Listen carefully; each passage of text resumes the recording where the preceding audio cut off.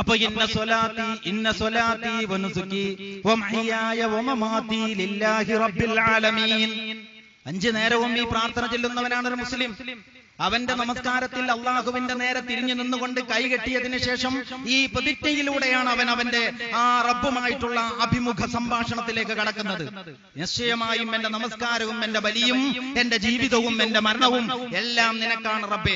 ഇങ്ങനെ പറയുന്ന മുസ്ലിം സമൂഹത്തിലെ മെമ്പർമാർ തന്നെയാണ് ഇവിടത്തെ 1,000 രാഷ്ട്രീയ പാർട്ടികളിൽ അവരുടെ രാഷ്ട്രീയ സിദ്ധാന്തങ്ങൾ സാക്ഷാത്കരിക്കാൻ വേണ്ടി സാമ്പത്തികവും ശാരീരികവുമായി എല്ലാ ത്യാഗവും സഹിച്ചുകൊണ്ടിരിക്കുന്നത് എന്ന വൈരുദ്ധ്യം.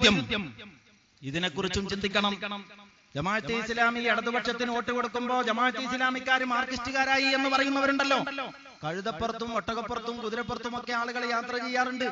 അങ്ങനെ ഒട്ടകപ്പുറത്ത് ഒരാൾ യാത്ര ചെയ്താൽ അയാൾ ഒട്ടകമായി എന്നോ കുതിരപ്പുറത്ത് ഒരാൾ യാത്ര ചെയ്താൽ അയാൾ കുതിരയായി എന്നോ പറയാൻ പാടില്ലെങ്കിൽ ഇടതുപക്ഷത്തിന് ജമാഅത്തെ ഇസ്ലാമിയുടെ പിന്തുണയെ നിങ്ങൾ അങ്ങനെ കാണേണ്ടതുള്ളൂ എന്ന് ഞാൻ ഈ സന്ദർഭത്തിൽ വ്യക്തമാക്കാൻ ഉദ്ദേശിക്കുകയാണ്. ജമാഅത്തെ ഇസ്ലാമി ആകെ കൂടി LDF മാത്രമല്ല പിന്തുണ കൊടുത്തിട്ടുള്ളത്.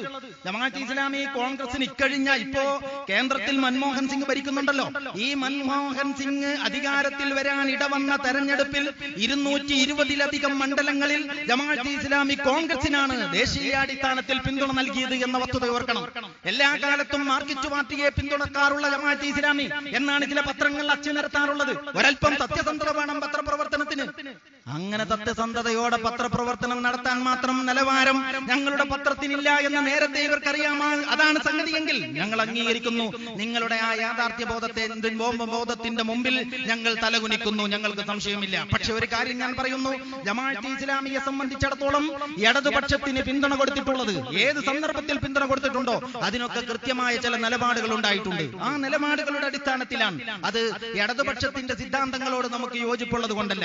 കേരളത്തിൽ ജമാഅത്തെ ഇസ്ലാമിയെ പോലെ കമ്മ്യൂണിസത്തെയും കമ്മ്യൂണിസ്റ്റ് മാർക്സിസ്റ്റ് പാർട്ടി ഉൾപ്പെടെയുള്ള ഇടതുപക്ഷ പ്രസ്ഥാനങ്ങളെയും നിരൂപണം നടത്തിയിട്ടുള്ള ഒരു മതസംഘടനയെയും ഒരു രാഷ്ട്രീയ പാർട്ടിയെയും നിങ്ങൾക്ക് കാണാൻ കഴിയില്ല.